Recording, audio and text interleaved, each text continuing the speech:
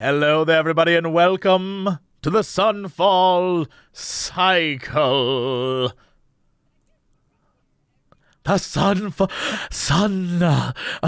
It reminds me, does anyone remember that scene? Hold on. No one can actually hear you, so I'm going to just... They thought it was great, everyone in chat. They thought it was very breathy. It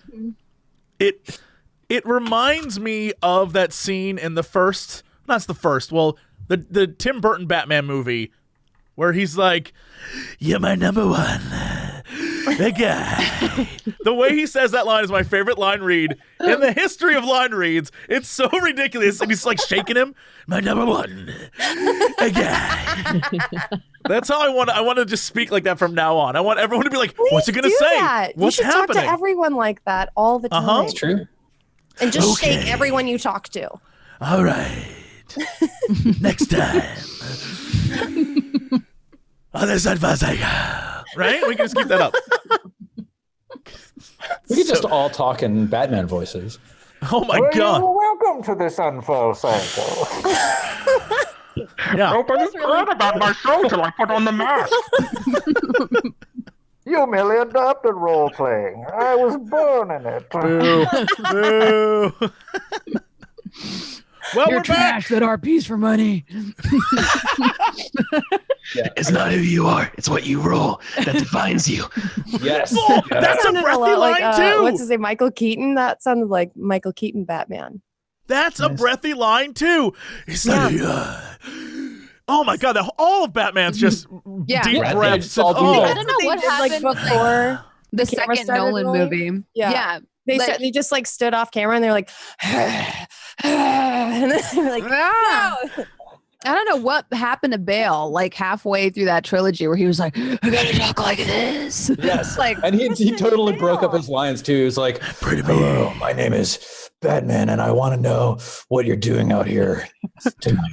Where's Very, Rachel? like, method acting and like ordering coffee and shit like that on his days off.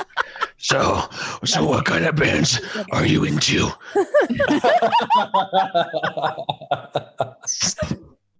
Yeah. Ridiculous.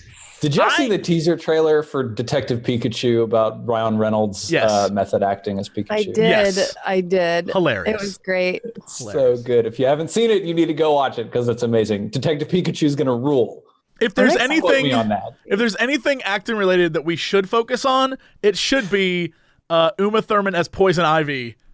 Truly, one of the craziest effing things I've ever seen. Where Yeah. She's like, "What's the matter, Batman?" yeah, Like, yeah. I won't I bite. loved it. I'm I loved poison. You know what's funny? Darling. I always thought she was a terrible actress, and then I saw her in like other stuff. and I Yeah, was like, and oh, she's amazing. really good. Yeah, but because of that movie, I was like, She did exactly what she was supposed to do. Yep, absolutely. And now that I'm older, I can look When at I that saw and her be do like, that, I was "This like, is amazing." A goddess. Like, she's amazing. Like, this is great. Come I was on, boy, Hey. Wanda. fully entertained. You Get heard out it from here, under the chat. bat. A goddess. It's truly one of the greatest oh my God, performances I remember the scene ever. that even as a child, I was like, "What is happening?" He's like, "Wax lips," and he like peels his lips off. I remember being like, as a kid, being like, "What is this movie?" Like, I want to read bat nipples. I gotta I rewatch can't. it. What is the? I don't remember how. All I remember is Alicia Silverstone like jump kicks her into water and kills her, and then is like, "You give women a bad name." And I was like, "Cool, all right. I guess that's how that ended." We should just not do this and instead watch that movie. All right, welcome to the Sunfall. Welcome to today's Sunfall Cycle, where the gang watches Batman. Chad was reminding us that Jim Carrey also played the Riddler. Yes, Yeah. you know what? I love that movie. Awesome. I don't- That's a I don't care what anyone says. I loved that movie. That movie Oh, that is movie's fantastic. I did too. Yeah. so Well, enjoyable. Do people not like that movie? It's Yeah. great. People I hate it think for there some was reason. like people hated it when it came out, and then like it's been like a sine wave of loving and hating. Mm. Yeah. I mean, it's got nothing on the Catwoman Penguin one. That one's obviously Oh, yeah. the best Michelle Batman movie Pfeiffer. of all time. Yeah. Yeah, and Danny That's the best DeVito, Batman right? movie. Yeah. Oh yeah. yeah. That movie is fantastic. That whole scene where like that's like a not ironically good movie, like just good movie. I'll fight people. It's the best Batman. There's a film of all time. penguin Absolutely. funeral, guys. Mhm. There's a penguin funeral. And that whole scene where she like fucking snaps her shit and makes the cat suit in her room and starts ripping up all the plushies. And she's like fucking crazy. It was so good. That was awesome. Oh my God, it was so good. I liked all of them. It was all right, but it wasn't like, come into my web, send the spider to the fly.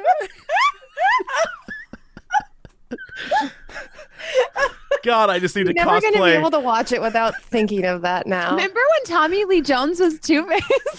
Oh my God. Wait. Is the rest of the show just going to be remember when actor played character? Remember when Schwarzenegger was Mr. Oh my God.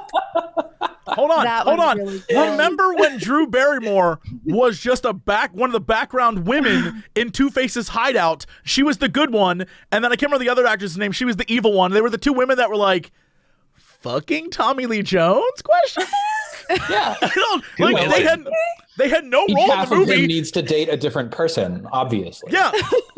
Right, because he had to show everyone constantly he's like, I'm here and me, right? Yeah, And it's like, exactly. what? No, we Yes. get it. You're Two-Face. What I'm getting out of all of this is that Steven needs to design a role-playing game that is Batman themed. Oh my God, I would be Amazing. there Can for we that. be a family of bats? Yeah. Oh my God. Batguard. Wanna play Batguard? Orphan, I think. Yes. I would be like that girl.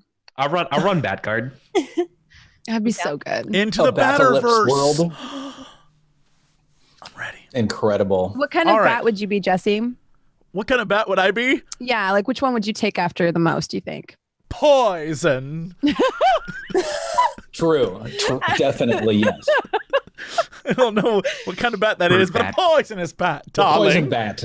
I Poison love bat. it. We have to make this happen now, like a Birds of Prey I definitely bat feel like family mashup.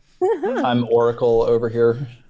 Yes, you're definitely Oh, Oracle. 100%. Coming soon to Twitch, the bat's out of the bag. Oh no. Boo. Oh God, no. it writes itself. All right, Eric is the PR guy, I think. God, yeah, I All think he is. Hello everyone. We're actually gonna do this now. Welcome back to the Sunfall Cycle. We're joined once again. Kairos is here, which means that we lost our tank again. So Yes. we have a new one, which is good. And I'll hand it over to Steven so this adventure can begin once more. Take it away, dude. Amazing. Cool. Welcome to the show. I'd like to start off with what happened last time. So, first of all, Jesse, Britt, Bronze, what did y'all get up to last time? Well, We killed a god. yeah, we that died and then we happened. killed That's it. really all we did, though. Killed us, and then we killed it. Yeah. You were That's fighting what the tells broken us. avatar of Dahaka, yeah? Yes, we Who's the got real it. god then? If we can come back We- and kill a Arnold god, Schwarzenegger. It's Saloon. I don't know, maybe not. Listen, mean, you Britt, know- I think you just need to cool down. Wow. Wow. Hey, guys, Everybody hey, guys. freeze. Yeah, chill out. We have Chill to out. recap the story first. chill out. All right. Oh my god. This Yeah, episode's I don't moving know. as slow as an ice Dahaka- age. We tried to do something with arrows that ended poorly. The second time Mm. around, we had a plan. I messed it up. It fell apart, and then we won anyway. You pulled it back together. We got I it mean- back together. To be fair, like Fairy Fire, nice spell, but that you got like 5d6 healing out of that, out of Jerry. Yeah, it was a toss up, and also my lack of paying attention to which spells have required concentration. Had a little thing, so I'm gonna try and keep an eye on that. It's hard. But whatever. But we did a good job, guys. We killed him. That's what we did. Yeah, and we got a tear from it. Aya and Ankara, did both of you get a spell icon last time? No, I didn't get one. Yeah. So it was just Ankara. Yeah. All right, I got cool. one. Good deal. All right, so y'all fought a god and ended up slaying it. And at the end, when you finally slew him, you recovered like a pulsing white globule from sort of the space where his body dissolved, which is the soul of the broken avatar, right? Mm-hmm. Mm-hmm. And yeah, so Armoros. Do we not get a tear from that? He looks around and says something, quippy, the way that Armoros does. That wasn't so hard. And then, blue strands start rising up off of him and he dissipates into the ether. Orange strands come drifting down, and then standing before you in all of his resplendent, multicolored chained glory is Kairos, the half-orc. Now, Kairos, in the time since we've seen you, Glowbug, and Beast have also ventured further into the dungeon. And what was it that we talked about off air? You made your way to the Temple to Coronet, which I can tell you a little bit about now, just so that you have an image in your head of this place. Yeah, so you went to the Marketplace of the Sun, where there were all those ravens everywhere, and you tried to take some of the gold that was lying around, and the ravens just attacked you like crazy. And then you made your way down the Avenue of Immortality, which was street by street fighting with villagers that seemed to come out of nowhere and explode barrels of flaming oil on you, and a sniper in the tower was shooting down at you. All sorts of terrible stuff, just inches of ground bought with blood. Finally, you made your way to the Temple to Coronet, which is gaudy and wrought marble, covered with angels and demons all over its front. Once again, it was a little bit tricky because there were ravens perched all over the front, but you made your way inside where the echoing hymns rang in the narthex. And you met Father Hadrax, an ostentatious high priest. And he told you that... can we have his full name? Yes, the full name is Father Hadrax Ishmael Ignatio Jacobim IV. Thank you. And yeah, it's important. He values the official titles that he has earned as a part of his station. This whole story so far is also my favorite Rush album. Let's continue. Awesome. Yeah, and he said that the Patient Hearts, which is some sort of sub-faction of the Dust of the Earth, which is the commoners that were attacking the palace. This sub-faction, the Patient Hearts, have stolen something of great value, and they've holed themselves up in the bell tower. They stole a relic from the royal vaults, and he needs you to get it back for him. Meanwhile, he has this Knight of Astafon second class. So instead of wearing this cherub mask with an expression of extreme sorrow, she wears one with an expression of extreme anger. Her name is Moraine, and she invited you to officially join the ranks of the Knights of Astafon. But in order to earn inclusion, you had to go and bring her proof of the elimination of 2 traitors who defected the ranks of the Knights of Astafon and also led to the deaths of a dozen good knights at the hands of the Dust of the Earth, Castor and Pollux. And I think that's probably about when you felt the pull. So, now that you stand here in with your other family, let's really quick recap. What sort of are our options for proceeding from here? Well, question for you. What do you want to do next? Yeah, Jesse. Yeah. So did we get a tier from that fight with the? Yes. Okay. And absolutely. The room we're in now, there's no exit, right? In the room we're in now, it's literally just stairs going down. Yeah, I wanted to talk about this with you. There's the stairs that lead up to the Ring of Relics, and then thence back out to the Patrician's house. Okay. Which, of course, you haven't explored all of the Patrician's house. There's a little more stuff back in there that you haven't checked out. Also, across the room from you, against the far wall, there was another wall of fog, and now the wall of fog lifts as the broken avatar of Dahaka disintegrates, and you can see within sort of chains and gears and a platform and a lever, some sort of mechanism in there. Yeah. Other question, real quick. We should eat this tier. Oh, for sure, 100% for sure. Let's eat it. When Kairos went to do the thing for Moraine, kill the 2 brothers from Face Off. When that happened, did you actually kill the 2 brothers? Not yet. Okay, all right. They will. The traitor knights will die by my spear. I just want to know if you had and then got ported, because then I'd be like, yo, let's hack this thing and let's go be like, yes, no, we have the quest rewards already, right? We just Whatever. Right. All right, I was just trying to meta. All right, let's. There is a way to do that in this game. Steven has done that, but it's a speedrun exploit. Of We course. just haven't done it yet. We haven't walked through the wall yet. We have to, Yeah, we you have gotta to get find up the on wall. top of the door and then trigger an animation, which actually ports you over to like the final boss, who's way down below, because you just fall through the level. Sure. Yeah. All right. Well, what should we do? What is the? Do we go back to the moon? Years. You haven't been back to the moon yet, so you could If return. we go back to the moon, Saloon is going to take it from us. We have to eat it before we go back. But what do we know that will do for us if we eat it? Other than to spite her. Well, we need 3 to become powerful, right? So we have to eat 3 of them. Right. How many do we have right now? That's only because you have 2 tiers, and you have 1 soul of the broken avatar. Yeah.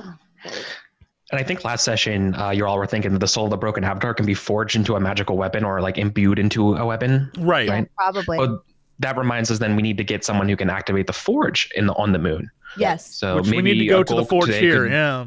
Be find the forger. But before that, Blacksmith. she's going to know and she's going to take the tear from us. And I'm pretty sure she's not a good guy. I'm just saying. Yeah, we There are don't other know. ways for us to level up, though. Well, we go straight to the source and eat this thing. Eat the soul. But she What do you like. want? Can we eat the soul? Eats I the thought that's what you were talking about. I thought you were talking about eating the soul. No, we were talking about eating the tears. We wanted to eat the With tears, a but freaking knife and a fork. that sounds dangerous. That sounds very dangerous. It's fun. I've done stuff like this before.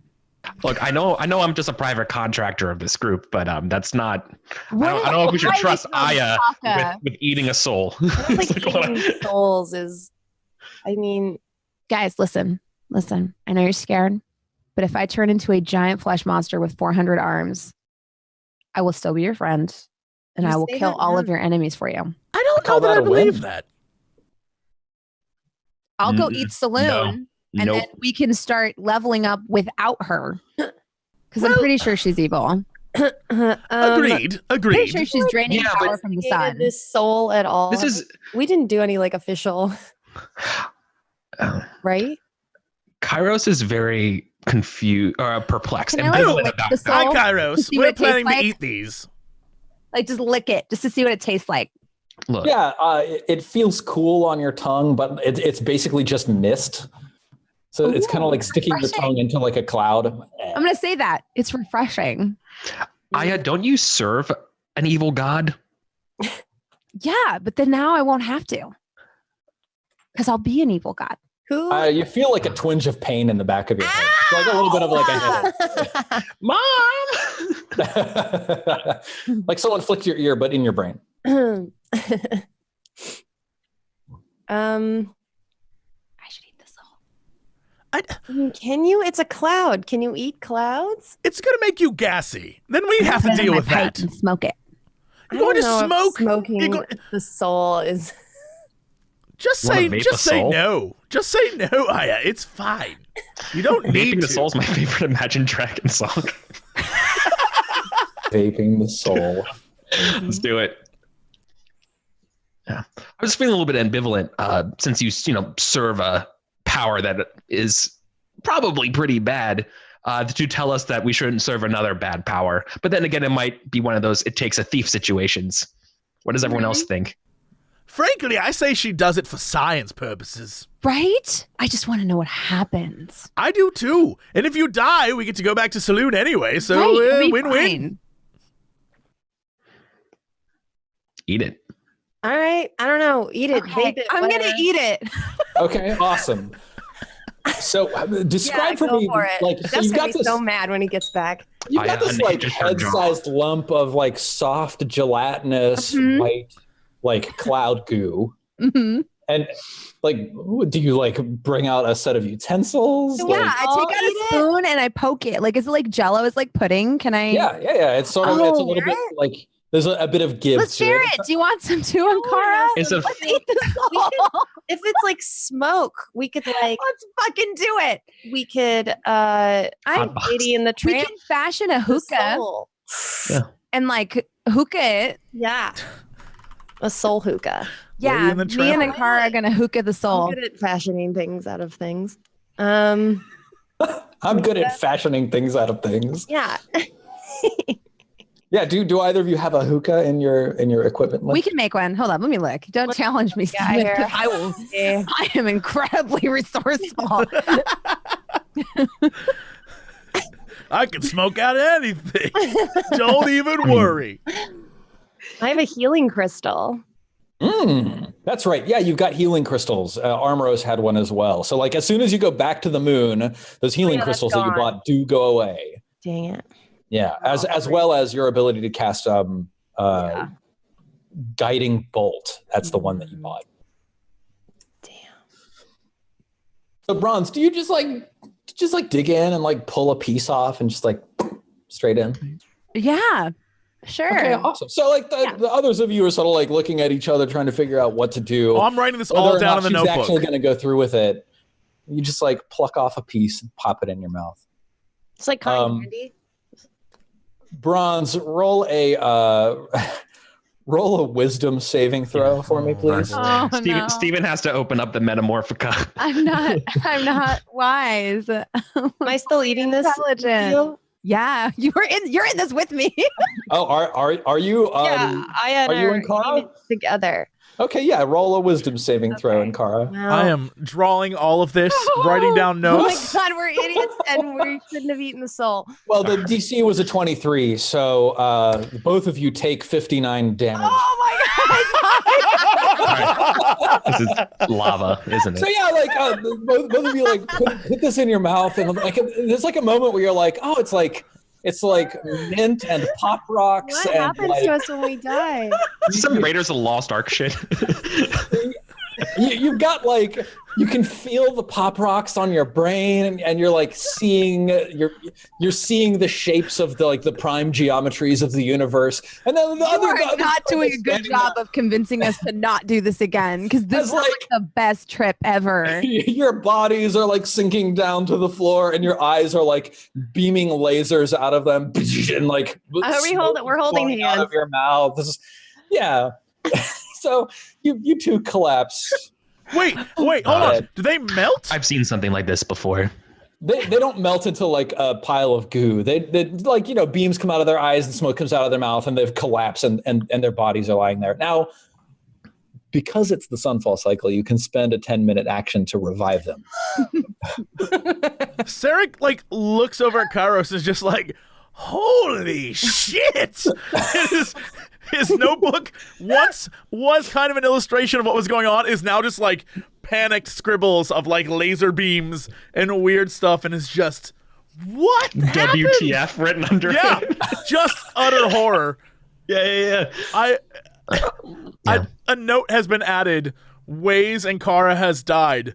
Rats, laser beams. Question mark? Cube? Yeah, like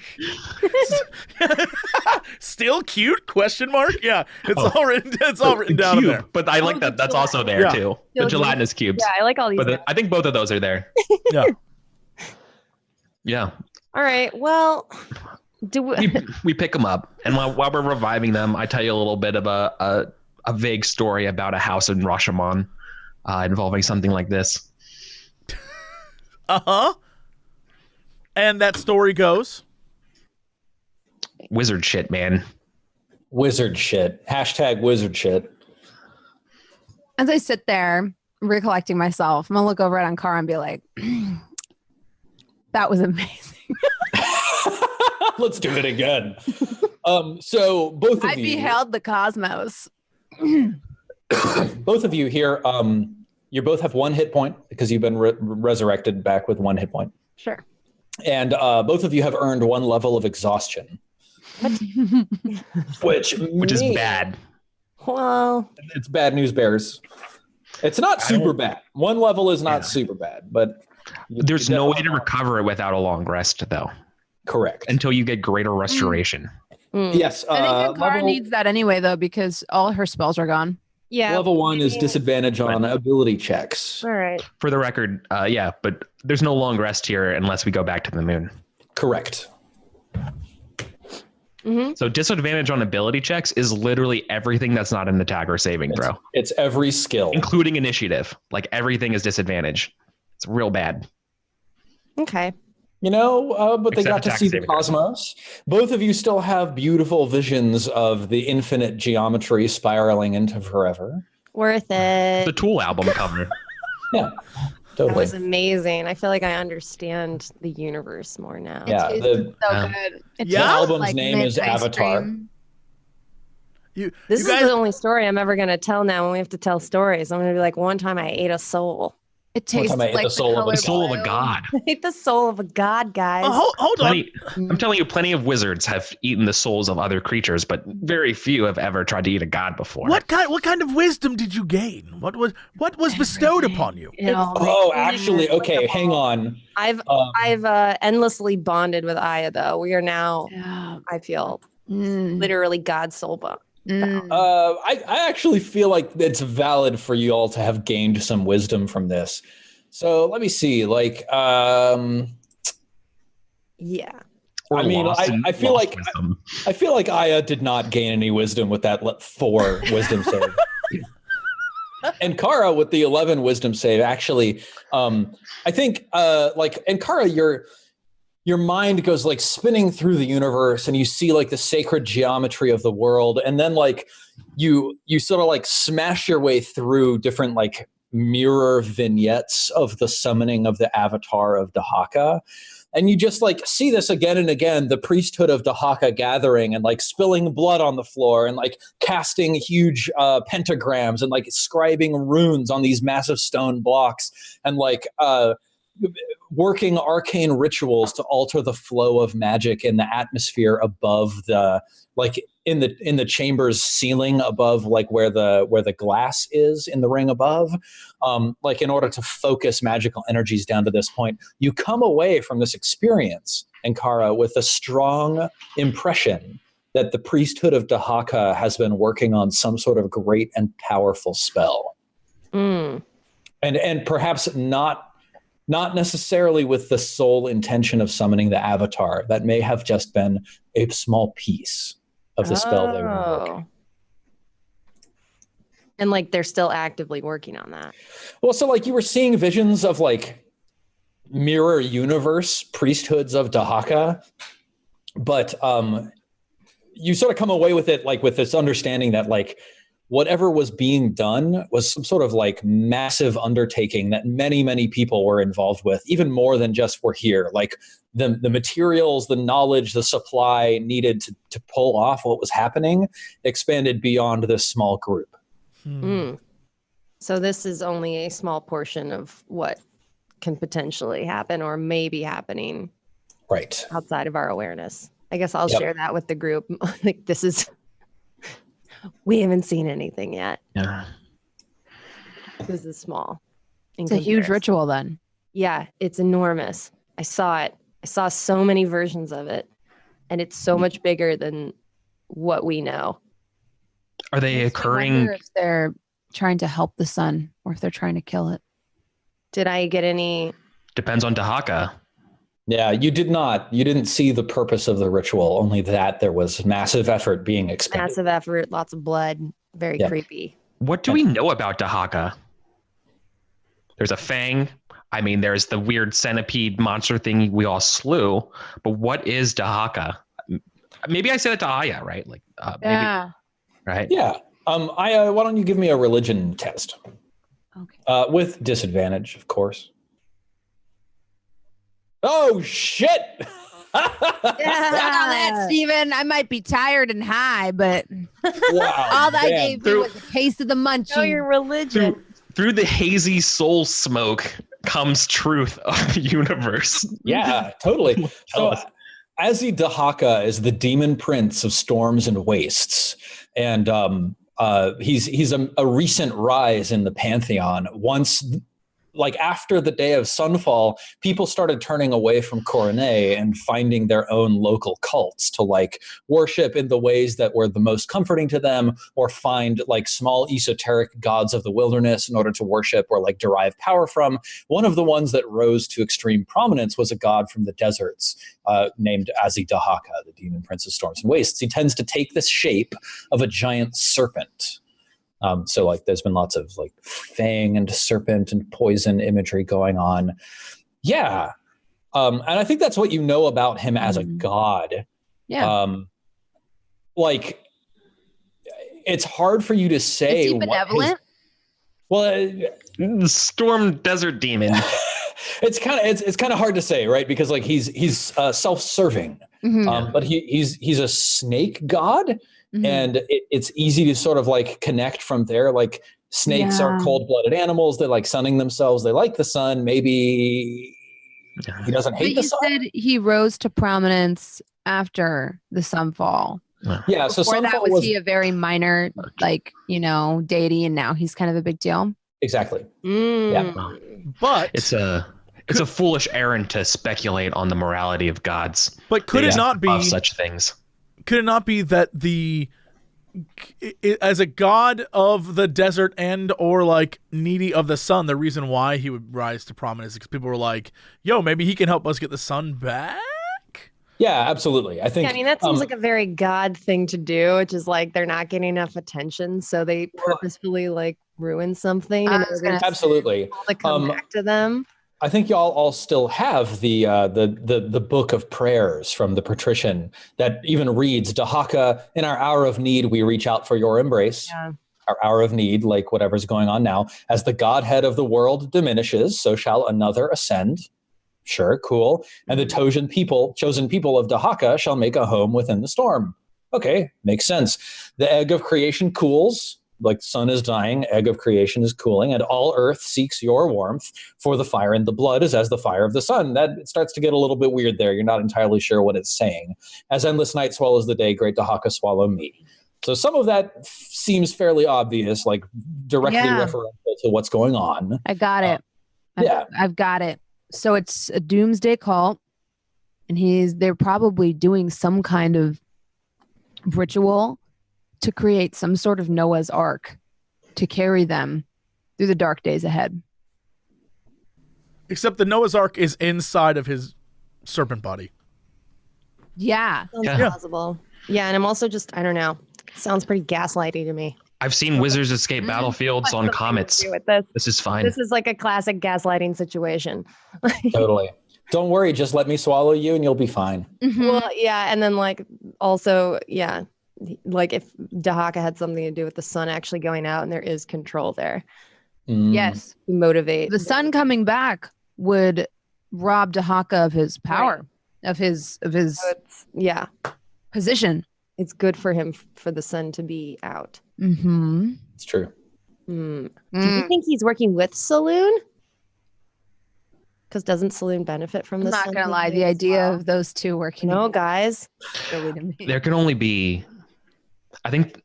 Could you imagine her going up to that giant? Neither of them like the sun. Like, it's so good to see you. No, I mean they're probably not like friends. Oh, giant flesh serpent. Yeah. Aren't gods like ruthless in their, I don't know how to describe it in character, but it's like a Highlander situation. There can only be one godhead. So there's probably like, have to fight each other as agents to like get one to like be like, this is my world now. What? They're probably doing something like that. That's just Eric's speculation. I see that too. I don't know, guys. Does anybody else like Ankara? Do you know anything about Saloon as the goddess of the moon? Why don't you give me a religion test with disadvantage?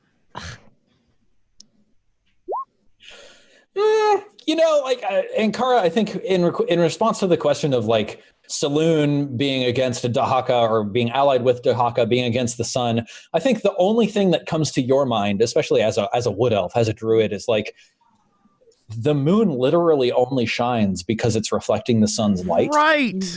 That's true. Science. Yeah. So like, that's what your 13 gets you. Science. I feel like we don't know enough to make assumptions about anything yet. But in character, I'm 100% with you guys. I don't trust nobody.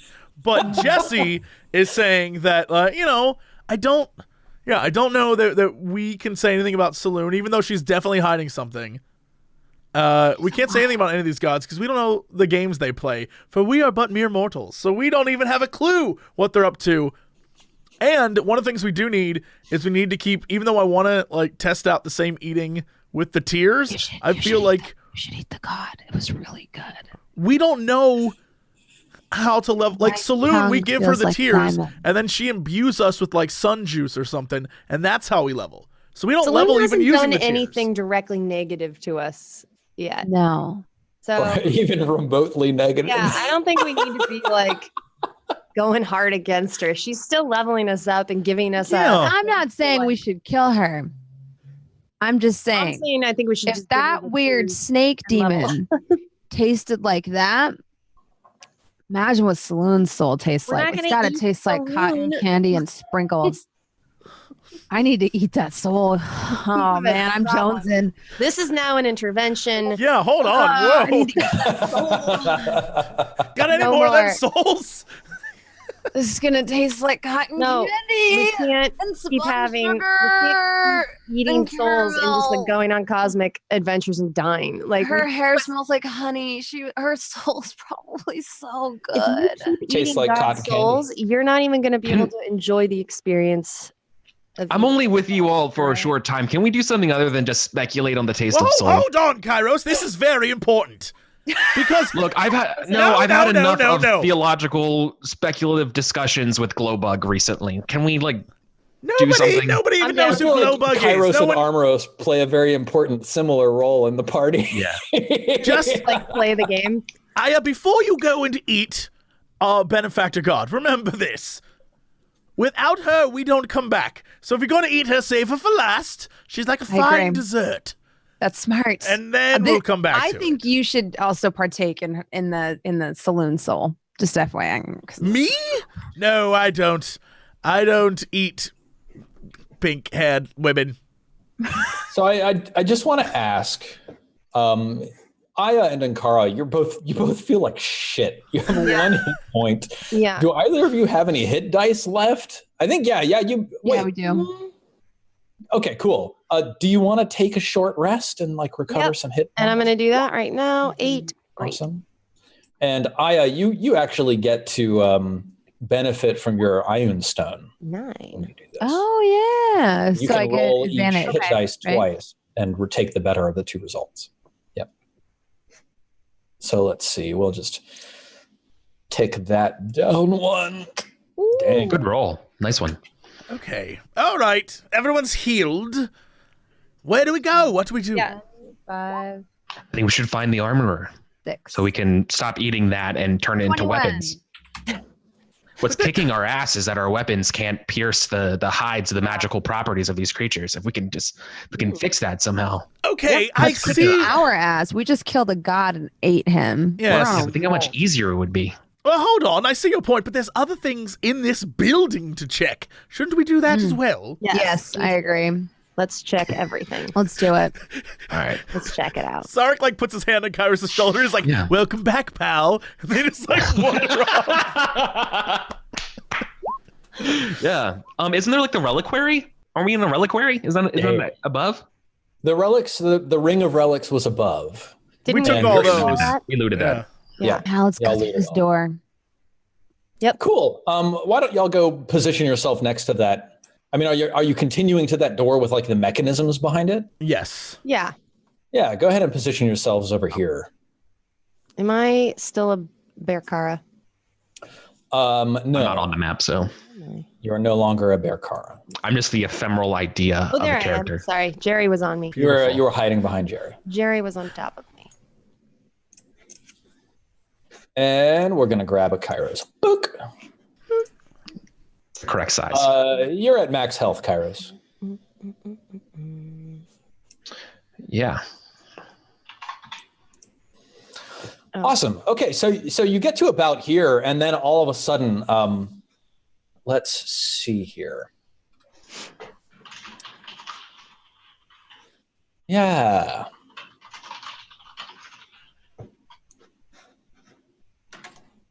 Kairos, you hear a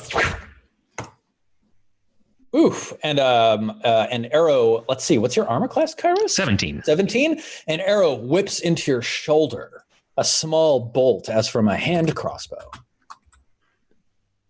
Let's see, that's so I can just click that. And it deals you 13 piercing damage. And then a second one. Oh, no. What is this? That's a crit. So it deals you 8 piercing plus... Now, hold on. I would like to interject here. This is the marching order as shown on screen. Yes. We are marching to the door to the north, correct?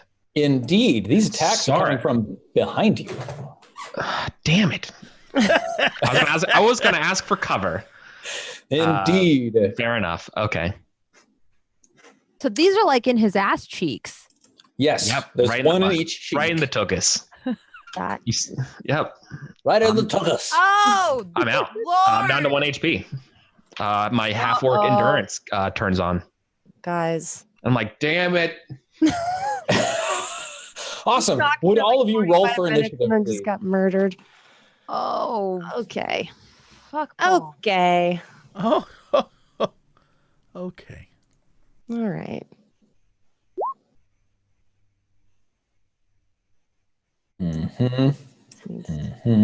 Cool. Oh, we have to roll twice, don't we? Because we're exhausted. Yes.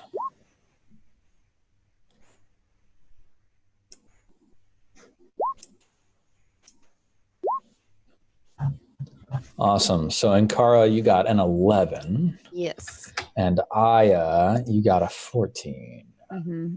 It took the 19 though. Yeah. Yeah, it takes the most recent, but whatever. All right, awesome. So that was their surprise round. Kairos, you get to make an attack now. What do you do? An attack. I'm gonna lay on hands. You get to make an anything now. What Can do you lay on your own hands? Oh, I can. I'm a willing target for healing myself. I'm gonna spend 14 of my 15. And go.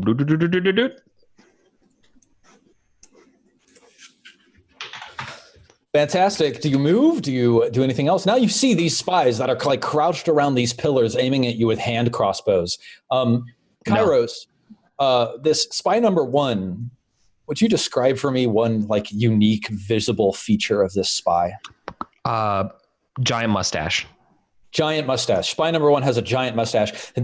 He also is wearing a gray tunic with a red ring that looks inscribed with like red clay or something like that. Yeah. Would each of you make like an intelligence saving throw for me, please? Oh, Intelligence. I got plenty of that. damn, bro. Oh no. And Sarek, I need your intelligence saving throw as well. Oh. Damn, y'all rolled terribly. That's a 1 from Can I use Kairos, my inspiration to get the crit? a 4 from Brit. Yeah. Aya, your inspiration would only negate your drugs, kids. disadvantage. Oh no, you have you can use your inspiration to get the crit. Yeah, because saving throws aren't inflicted by Sweet. So Brit has an 18, Aya has a 22. Nice. Okay, cool. Oh, okay, perfect. Jesse has a 6. All right, awesome. So Aya and Brit, Aya and Ankara, the two of you sort of like look at the symbol on these guys' chests, look at each other, look back at the symbol, and recognize the symbol. The last time you saw a gray banner with a red ring inscribed in it that looked like it was like dirty clay or something like that was the banner floating over the barricade camp. Oh, these are the 2 betrayers. They're not. Castor and Pollux were the 2 knights of Astafon that were protecting Okay, the tent. never mind. So these are But- just from the barricade camp. They're from the barricade camp. Okay. So spy number 1 like bristles his huge mustache and They're probably going after me. and then For a reason. he steps back here out of your sight. And then he takes the hide action as a bonus action. Yes. Can Ooh, I got a say? 17. Can I say as a free action fairy fire that whole space? Yeah, you can shout that. Give He me takes a light in that 17, area. Very which fire. is enough to beat everybody's passive perception. And so all of a sudden, he pops out over here. What? Poof. And then he fires his hand crossbow at you, Kairos. Thunk. Ooh, getting a 15. So it like thuds into your shoulder. Shield. Oh, okay. Yeah, into your shield, like either into your armor or your shield. And he bristles his mustache and his eyes flash angrily as he ducks back out of sight. Right here. Listen here, you little shit. And, Aya, what do you do? I'm gonna step forward and with my hands up, Yep. just be like, hey guys, okay, so we're actually friends with the people at the base camp. Okay. Mhm. And I know that I said the half orc eats babies, but that was a stretch. And we mean peace with you. Spy number 2. So please stop. Aya, would you describe a physical feature of spy number 2? A big hairy mole. Okay, like on his chin. Yeah. Yeah, he's got a big hairy mole on his chin, and he shouts back, "He doesn't eat babies. He turns them into chains." Oh no! That was a lie told by that small child who seeks chaos. I spoke to that young boy and tried to assuage his fears. Spy number 2 with this big hairy mole slaps an arrow into the like. Bitch, slot. you don't want this. And then he like cranks back the hand crossbow. What do you do, Aya? Oh no, I'm not letting him shoot me. Hell no. You got your spells back, by the way, because you short rested. Yeah, I'm gonna send a wave of hornets at him. Awesome. Yes. Of all the disrespectful things to do, hornets. Yeah. Because I need him to save. stop. You I'm guys not for trying 3 to seconds. kill him. Yeah. I'm not trying to Hornets. kill him. I'm just trying to get him to stop. He succeeded on the Constitution saving throw. Okay. And so he like the hornets come over to him and then like start stinging him. and he just like smacks them off of him and he says like finishes cranking back his hand crossbow. Is that the end of your turn? Are you going to run back to Kairos? Well, I'll run back. Okay, cool. Yeah. He slaps the crossbow bolt. As I come back, I tell everyone, all negotiations have kind of failed. If anybody else wants to give it a crack, be my guest. And fires it in your direction, Aya. Oh shit! No, Kairos, are you imposing disadvantage on this? Absolutely. Okay. So, like, Aya, you have this flash of a moment where there's a crossbow bolt like heading straight for your eyeball. Like you can see it. It just looks like a dot in the air. And then Kairos' shield goes quang and knocks it off of its path. And it misses you completely. What is that feature, Kairos? This is my fighting style. I have the protective fighting style. And any person within 5 feet of me, I can use my reaction to instill disadvantage to an attack before it's resolved. Yeah. Awesome. So let's see. This spy sort of like snarls and then ducks back out of line of sight over here. And then he makes a hide. Ooh, failing entirely. So like you can probably like see his toes sticking out as he's trying to hide against this pillar over here. And Kara, what do you do? Do you have fairy fire? I don't have anything, dude. All my spells are gone. Like I have nothing. But I kind of want to try and, I mean, I have disadvantage on everything, but I kind of want to try and like not kill them. Yeah, Sure. I tried to talk to them. So I We guess kinda I'll need try that to talk camp. to them. That's like our nearest bonfire. You said, If we go to war with them, we're yeah. screwed. Steven, you said Spy 1 was the one who's like visible. Spy 2 is the one who's like very slightly visible. You can see like his feet. Oh, he's right over here. Okay, yeah. Yeah. So, He's like there.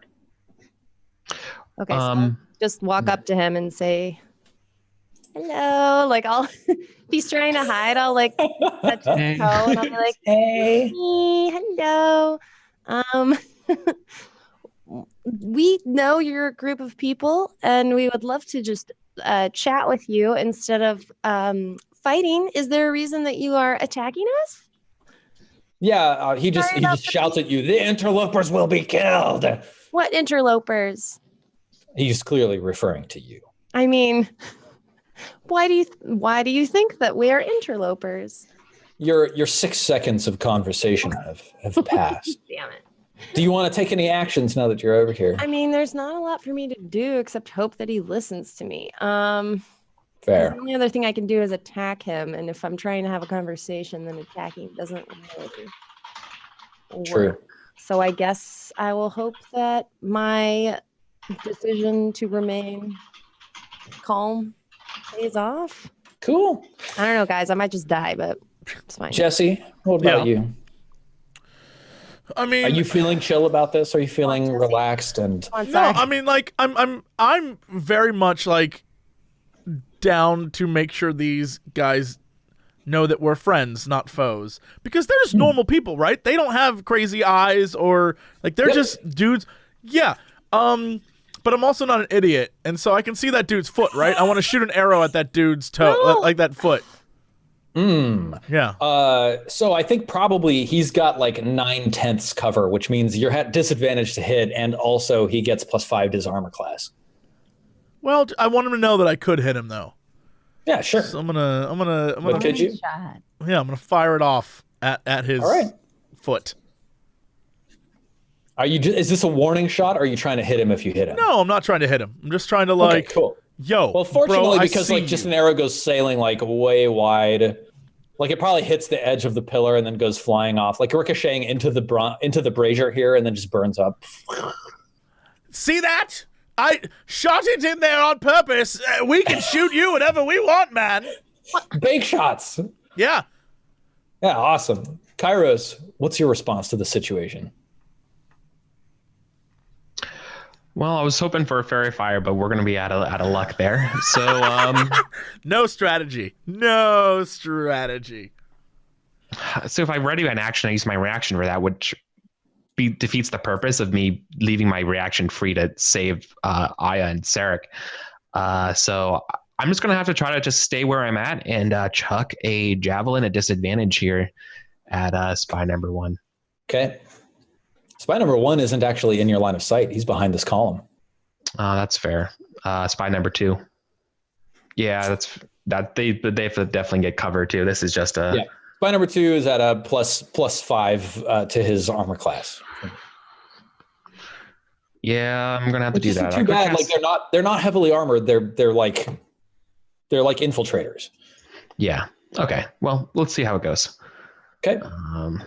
It is not. Hold on. I only have it set up to be melee. I'm sorry. Let me do a ranged one. D20 plus 2d20. Keep lowest one.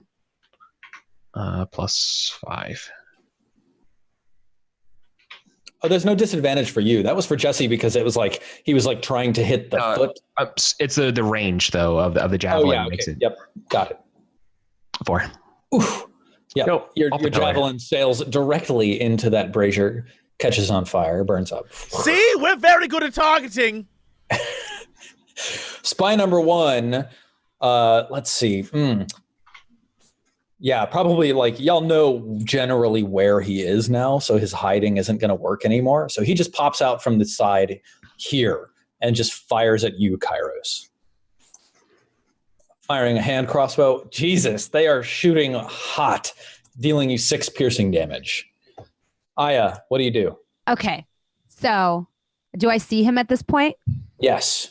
Okay. His bristling mustache quivers with anger as he aims his hand crossbow. As he does this, I cast friends on him. Okay. And I say, "Oh, come, sir. I'm sure we can go back to the camp and discuss this over a nice steaming bowl of that delicious soup. Listen, we will bind our companion and we will show him the justice of your court. Please, there's no reason for violence. We're very reasonable people. Sarek, take out the rope. Bind the half-orc. Please. Awesome. Cast, go ahead and put friends in the chat so we can see what I need to roll to resist this. Yeah. Using your action, choose a creature you can see that isn't hostile toward you. But is he like hostile to me? He's here for Kairos. It's pretty hostile. Kairos. He's pretty hostile.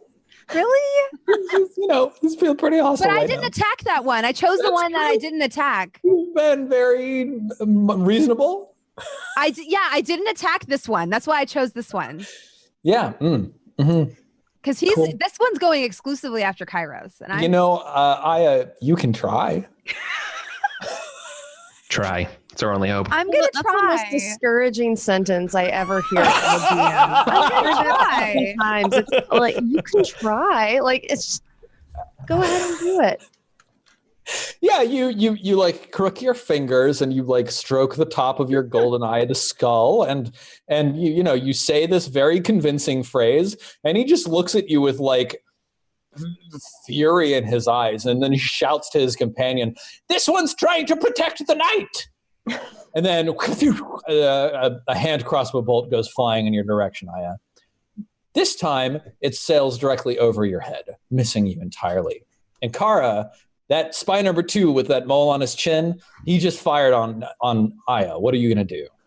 Well, you can't fire on my friend. I mean, now... You two are mind bad. partners. You have to protect her. It doesn't seem like they're going to listen to us. So, Oh, can you entangle them? what? Can you entangle I don't have any spells, dude. Oh. They're all gone. I have All my no spells are at all. cantrips. So I need to just walk up to him and snake his ass, which is exactly what I'm going to do. You're gonna whip him with the snake? I gotta snake him, dude. I gotta do it. That's all I have. Snake away. It's really good though. Yeah, your snake just like bites the shit out of his As face. I'm doing it, I'm like, I'm sorry, but you made me You do started this. I don't want to do it. Like, that's what You I'm literally did. That's absolutely what happened. You hit. Yeah, straight to the face. Snake to the face. like. You can't hurt my friend. Snake Can't do you. it. I have to hurt you. I'm sorry. This is DC 15 Constitution save or 20 damage. Blah.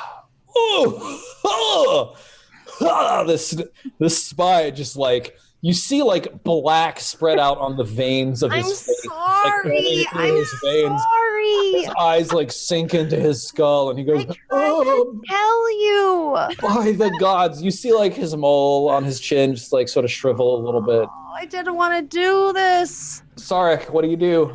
Spy number 1 is still there. He's like racking his hand crossbow again, looking across to where his friend is getting snaked in the face by Ankara. I'm gonna shoot spy number 1 then, before he can get his crossbow all crossbowed.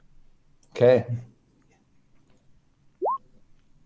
16 hits. Roll your damage. Hey. 8 piercing Hey. damage. Not bad. Hey. Of course, you're not attacking with advantage or from hiding, so No, you don't get your sir. sneak attack. I'm gonna hold off on anything else. So yeah, we're good. Okay. Kairos? What's the word? Right. So the problem is they're going to get cover if I go against spy number 2. But I think I'm gonna have to go. Can I charge? Yeah, Can totally. I charge spy number 1? I mean, you can get here, which is 30 feet, and then make your attack. Yeah, absolutely. Yeah, that's the intention. All right, I'm like, fine, the hell with it. And let's see here, javelin strike. 12 hits. Yep, absolutely. Hey, okay. For 5 piercing damage. I'm not gonna. Nice. Spy number 1 throws down his hand crossbow and says, "Fa, this useless piece of equipment serves me not." And then he pulls out a short sword and strikes at your chest twice. Ooh, missing entirely. His short sword gets like bound in the grill of the brazier right next to you, and he has to sort of like wrench it out awkwardly. Yeah. Aya, what do you do? This is terrible. Kill them. You were literally just trying to eat the Kill soul them. of a god. Kill them. Yeah, but we can't have that Kill camp them. turn hostile to us. Kill them. Yes, you They can. won't turn hostile if they don't know what happened. Yeah, if no Okay. one reports back, Like, no one now- will know. Now that this has happened, like, I think we have to kill. True. All Kill them. right, fine. Cover it I'm gonna hit the spy number 1 with dissonant whispers. And the Cool. whispers are gonna be like, flee, flee, you useless man. DC 13 wisdom save. Ooh, successful. So it takes 3d6 psychic damage, half as much damage. Go ahead and roll the. That was 14. Yeah. Damn, take 7 psychic damage. Still pretty good. Well, it's 16 because I cast it at level 2. Oh yeah, fantastic. So hard that I wish it would just roll. Like I wish it had a way to roll the higher level damage into the main component. But got it. Cool. Yeah. So if you could just work on that right now, that would be great. On it. Thank you. On it. Yeah. On it right now. All right, spy number 2 He's gonna also kill me. throws down his hand crossbow and says, "If you protect the knight, then we will destroy you." Pulls out his short sword and Kara and slashes at you twice. Oh Yeah, I'm damn! dead, dude. He's Hitting you twice. 1, how much? 2 for 12 piercing damage. Oh, shit. Yikes. Nice. Not dead. I mean, And now it's your turn again, Ankara. and like he stabs me, and I'm like bleeding, and I'm like, why do we have to do this? None of this had to happen. We could have been friends. I cried. And then you snake him. Hitting him with And I'm the again with the staff. Oh, and I'm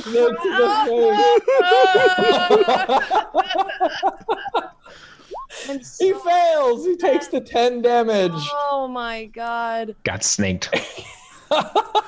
What does it look like when you kill this poor spy with the mole? I feel like he's just like, "Rah!" And I'm like crying and bleeding and holding up one hand, like, why? But like snaking him, and I'm like, then he his wallet falls out and it falls open, and there's like pictures of his children in there. yeah. Like, Oh, and as he's dying, I'm like, I'll tell them you died a hero. And I He grab says- his face and gently lay it onto the ground. "No, Marissa, we never planted our garden." Oh my god! And then I vow to plant a garden in this spy memory. Yeah, Sarek, what do you do? It's a good thing emotional damage isn't a thing in this game, or I'm pretty sure Kara would be dead. I don't Lethal. I want to use insightful fighting to get a bonus sneak attack on this dude, and then I'll put him down. We got some deception versus intuition. Go ahead and insight him. I will insight this dude. Whoop. Never mind, Jesus, I won't. every time you Damn it. Yeah, I know. terribly. Does Sarek have glasses? Hold, what? Yeah, maybe- what maybe is Sarek that? Do you wear glasses? Hold on, no, I don't. What? Okay. Who is this? Is that a villain? Don't worry, I'll get him, fellas. I was just thinking about like every single anime detective series. Like you have the glass, like the light when you do the insight check, yeah. at like corner of your face, the glasses light go shing, and you're No. like, got it. Mine would be like shing, crack, and just And you're like, ah, my eyes, it's so bright. Well, yeah. All right, I guess I'll just shoot him and see what happens. Yeah, that works. Totally, roll the damage. You have sneak attack because I'm there too. Yep.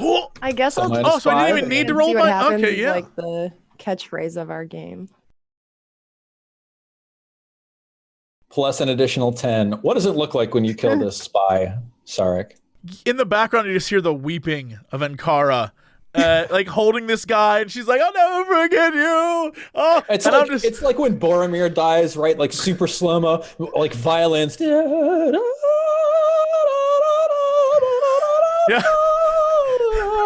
Yeah. As he Put slowly. the horn in his hands. So Yeah. he fought bravely. I feel like I look over too and see the other one dying, and I'm Thane like, of Gondor. Oh no!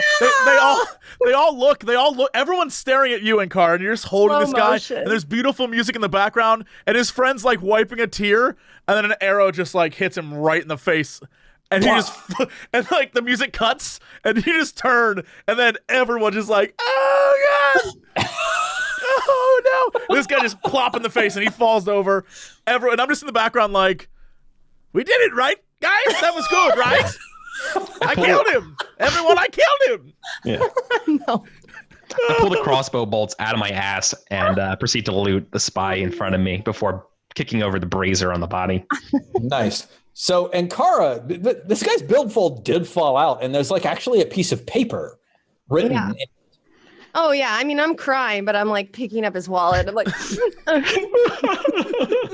What can it say? this might be valuable. It looks like this.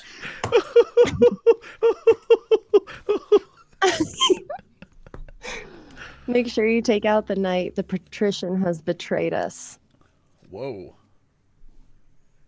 Oh. Well, And it's signed with a K. okay. Oh my God.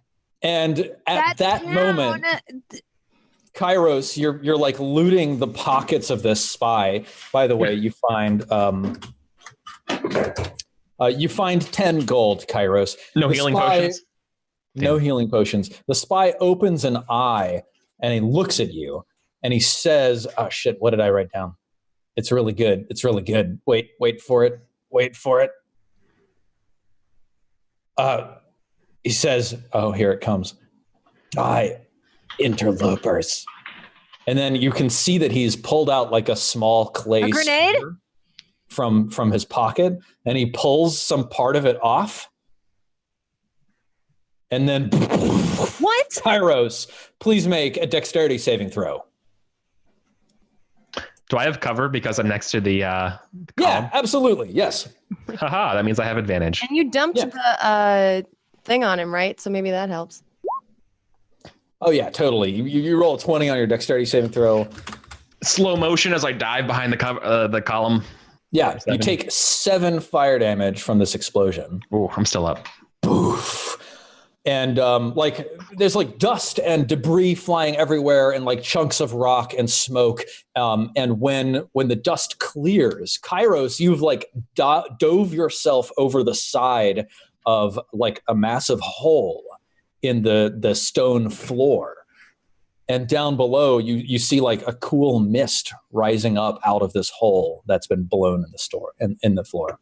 Let's see if I can tell you more about this area.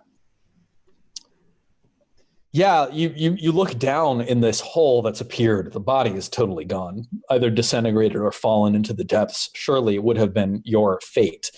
But down below, there's like this cold mist floating up.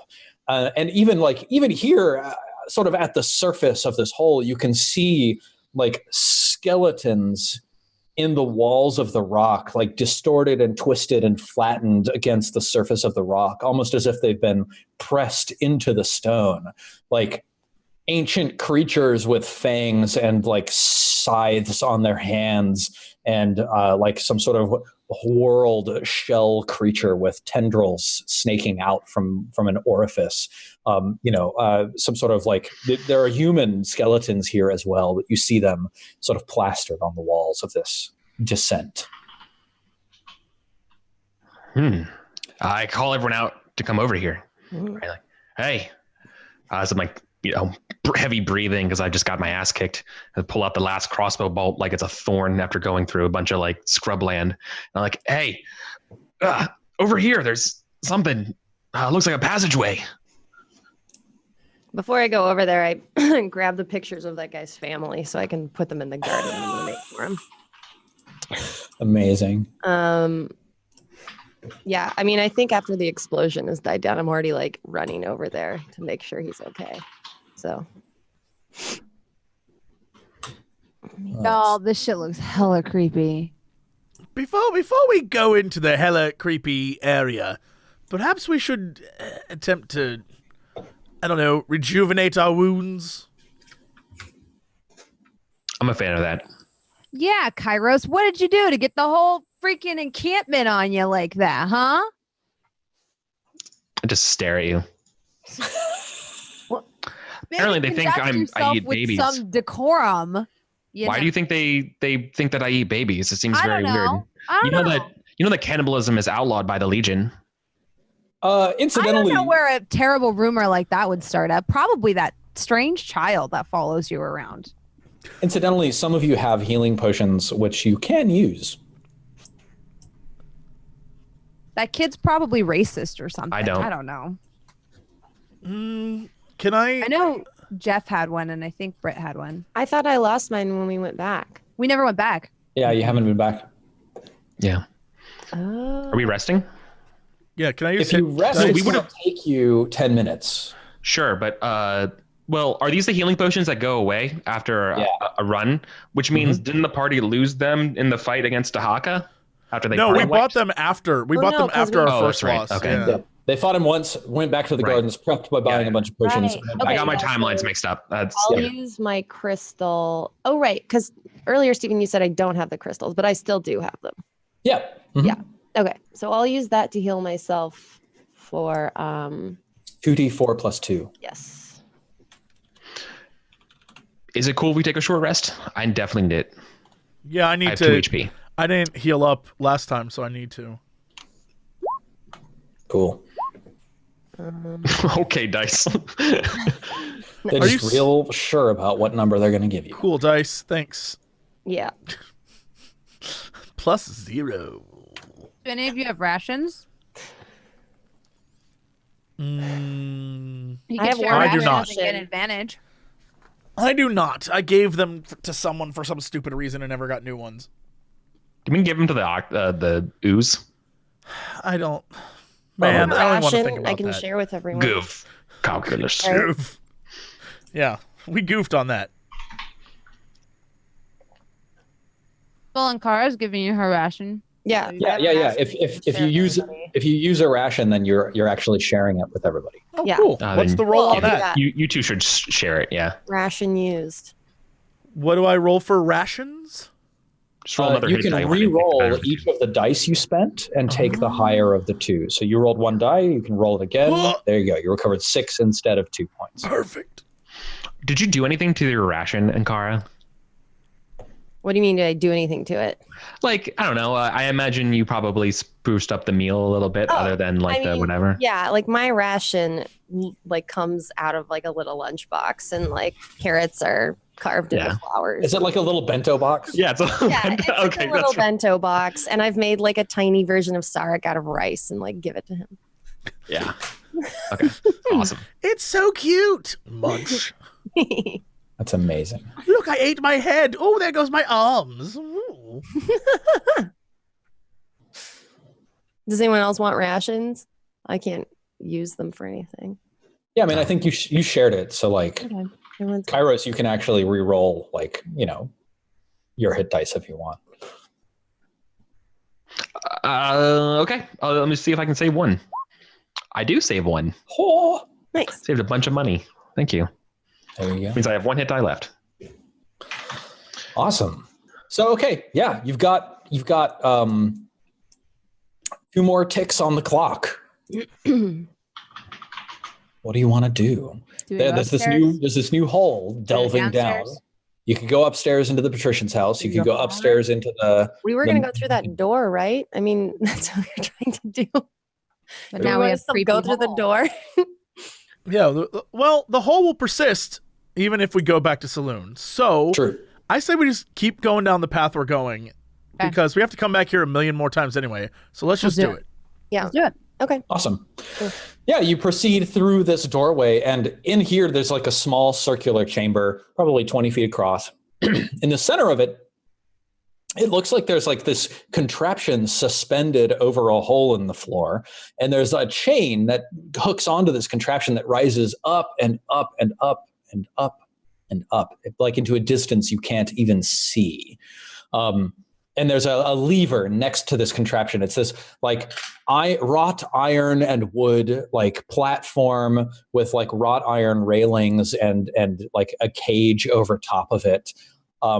It looks like you could stand on the wooden platform and be protected on 3 sides by like the fencing that surrounds the platform.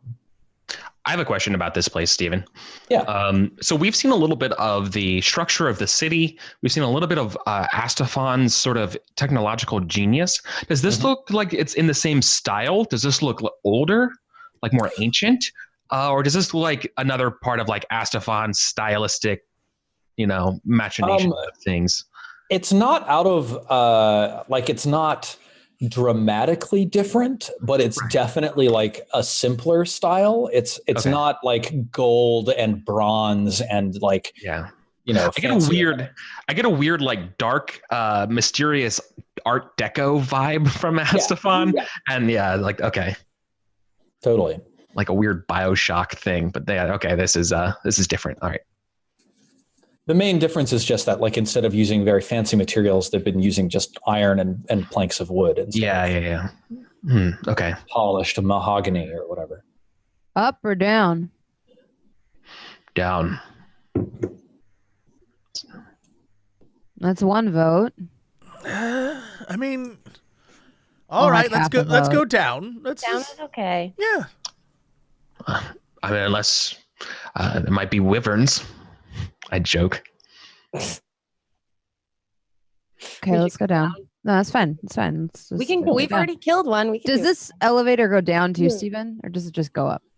Like, how are dangling over a pit? What are you doing to determine that? Are you trying to like look under in the cracks to see what's Is there below? like light coming underneath it? Do you have a light source? I have the candle on my skull. Yeah, okay, that's enough. Yeah, you hold your skull close and you use the candle, and like it descends for about 10 feet and then stops. It's more like a null space rather than like an actual descent down somewhere below. Okay, so you have to turn around and go by foot then. All right. Well, okay, let's go down then. That's fine. Wait, what's the plan? Everybody said they want to go down instead of go up, so we have to go into the hole, right? Yeah, so the elevator looks like it would raise up, but the hole does descend down. Oh, I see. I meant the hole out in the Coliseum area. Yeah, the newly blown open pit. New hole. Can we pull the lever? Yeah. You pull the lever. Are you on the elevator? Are we all on the elevator, guys? No one wanted to go up. I want to pull the lever. Doesn't someone have to be off the elevator to use the lever? No, it's adjacent to the elevator. we It's can just accessible from standing. Adjacent from standing on it? the platform, not necessarily in the wall. Okay. Yeah. Is everyone standing on it right now? I would assume so. I think we all were. Sure. The plan was to go. Elevator, we die in the elevator. I pulled it. All right, cool. You pull the lever and nothing happens for a moment, and then you hear this, and then like the entire elevator shifts and shudders and then begins rising slowly at first, and then faster and faster until you feel like you're flying up through the air, and then it starts slowing down, actually quite gracefully. Just you feel this lurch in your stomach, and then you stop and you're in just like a completely pitch black room. So those of you with dark vision can see here, but I think Aya, you only have the this best candle where you're flinching in the dark with this candle lighting the immediate space around you. And then all of a sudden, this grinding of stone from in front of you shines bright light into your eyes, like light from the sun. And you hear the sounds of faint hymns echoing through a vaulted hall. And immediately the scent of incense wafts into your nose as this edifice opens up in front of you, and then all of that stops. Just like the sounds of the singing stop, like the priest with his back turned to you turns around and looks at the like stone altar behind him, and just looks at you in absolute consternation, says, "What the devil is this?" And we should probably take a short break. What? Okay. I want to just push the lever again and go back to This is awkward. This isn't where I parked my car. And let's take like a 3-minute break, stretch legs, go to the bathroom, get drinks, whatever. We'll come back and we'll do like another 25, 30 minutes, see how long we feel like going. All right. Well, we'll be back very, very shortly. Hang in there. I have no idea what's about to happen, but it's going to be wild. So we will see you in a few minutes. Hang in there, gang.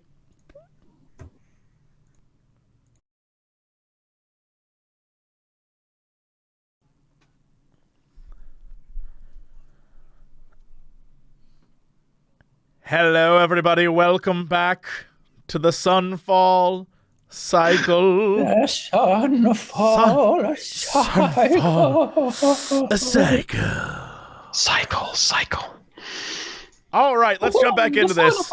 I did have a question, and this is maybe there's a little confusion on my part. There was no down with this elevator.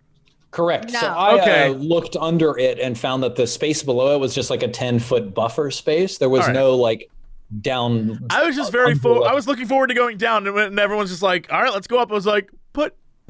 All right, yeah, no, all right. Please continue. Yeah, so there's this grinding of stone, and this man dressed in like, robes and like a pope hat and like a golden stole, like turns around and he looks at you with his pallid face, and he's got like this Knight of Astafon warrior standing next to him with her back turned to you. She's got like a tight blonde ponytail back behind her bronze cherub mask, which you can't see because it's facing away from you. And she has a huge, massive longbow strapped across her back. He turns around and he says, "What the devil is that?" And there the four of you stand in what very clearly is like some sort of secret door built in the back of the temple to Coronet. And yeah. The patrician is dead. Long live the Some patrician. call me Ishmael. Kairos, you recognize this man as Father Hadrax Ishmael Ignacio Jacobin IV. The patrician is dead. You just shout the patrician. Are you trying to like do anything specific with shouting this, Aya? I am presenting Sarek, and I bow. Awesome. Please roll. You're supposed to dab. Sarek, do you have like the patrician's clothes on? I have the robe. I have the hat.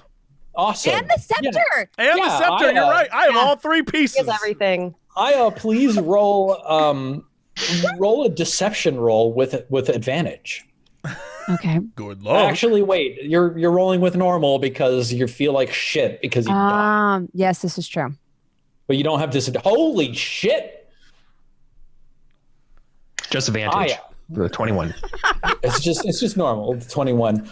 Yeah, the stone grinds away. This angels and demons facade opens up. The 21. The patrician is dead. Long live the patrician. And what do you do to support this, Sarek? I've already done this numerous times. I'm in the role. I proudly step forward and sort of wave and then hold the scepter aloft. And I don't speak because I dare not speak to the plebs. I just sort of hello, Yeah, like all of the Miss America wave. Yes, the Miss America wave. And I hold the scepter aloft and I'm just like... All of the former hymn singers, you heard that hymn echoing throughout the halls. All of them are just like looking at you. They were like a congregation all gathered in front of the altar here that Hadrax Ishmael Ignacio Jacobin IV is standing in front of. Of course. And he's sort of stepped to the side, like flabbergasted, his flabby face just sort of like slack in shock as you step forwards. And you can see them all like whispering, "The patrician is dead? Long live the patrician. Long live the patrician. Yes." And then like one woman in the back shouts out, "Long live the patrician." And then everybody just starts cheering and clapping. And Hadrax, he actually like raises his hands and he places one on your shoulder, Sarek. And he says, Yes, Coronet has heard our need in this time of great trials, and he has seen that we require leadership. So he has seen fit to send unto us a new patrician. What's your name, son? And he like reaches out and like shakes your hand, like presses flesh, I look at him. And then I look kind of side glancing at Aya, and it's like... The people need to hear a name. And I say telepathically to him, like, just say your name. Sarek. Sarek! And like the crowd just like claps and cheers and howls in ecstasy. And he turns to you and he turns to the woman next to him, this Knight of Astafon, and he says, "My brethren, we have seen a miracle here this day, and my companion and I, we must needs take these fine folk up into the narthex that we may break bread with them and welcome them and hear what the news is from the king and what he needs from his humble servants here in servitude. So if you will be so kind as to grant us your leave, please If you turn to hymnal page 274, we should proceed with the singing of Our Lord is a precious Lord. Our God is a precious God. And then he like gestures and there's like an organist in the background or something like that. Like, bra, bra, bra, bra. I do declare. Everybody starts sort of like singing along to Our Lord is a precious Lord. Our God is a precious God. He puts his arm around you, Sarek, and he says loud enough that other people can hear. Patrician Sarek, if you will be so kind as to accompany me up these very stairs right here. So, to paint the image for you, you're standing at like the front of a modest worship space. It looks like it would comfortably hold about 100 people. It's not huge or anything like that. In the back, sort of like above the door, there is a small pipe organ that's been set up above the double wooden doors that lead out of the Cathedral of Coronet.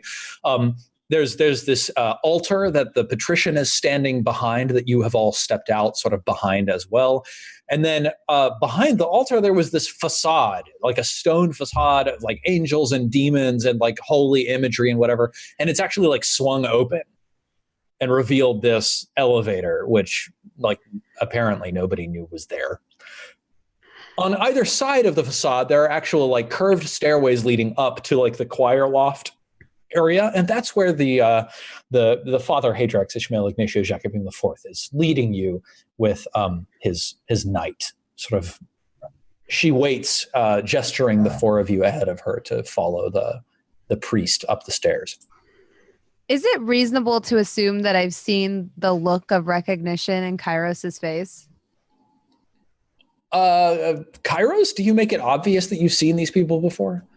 No, I don't really speak much in this scenario. I have Sarah take the lead.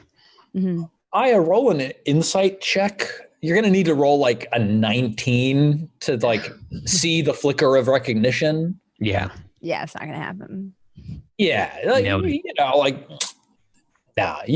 you're a little bit flabbergasted at the happenings. Mm-hmm. So the four of you proceed up the staircase, I assume. I don't hear any strong objections. No. Nope. I was afraid that his entourage of the patronage would have been left behind. This is good. Yeah. Sure. So Father is leading you in the front, Sarek following, the three of you trailing, and then his Knight of Astafon taking up the rear. He proceeds up to this choir loft space where there's actually like a table set up with like chairs set around it. There's like an ornate candelabra on the table and like a couple like silver chalices or whatever. So Father Hadrax Ishmael Ignatio Jacobin IV, he is just like decked to the teeth in finery. Let me see if I can tell you a little bit more about him. Yeah, he's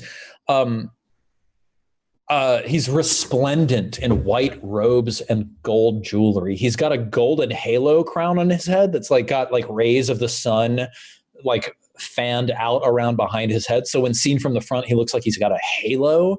And then his companion, who he quickly introduces, he says, "This is my Knight of Astafon, protector, my personal guardian, Moiraine Dower. Moiraine, please shake these fine people's hands." She is wearing scale mail made of white ceramic tiles that are overlapping. Over her face, she wears a burnished bronze cherub mask, its face turned down in a scowl of extreme anger. She wears a short sword at her hip and a small shield across her back, but she holds a great recurved bow carved out of pale wood. A quiver of arrows pokes up over her shoulder.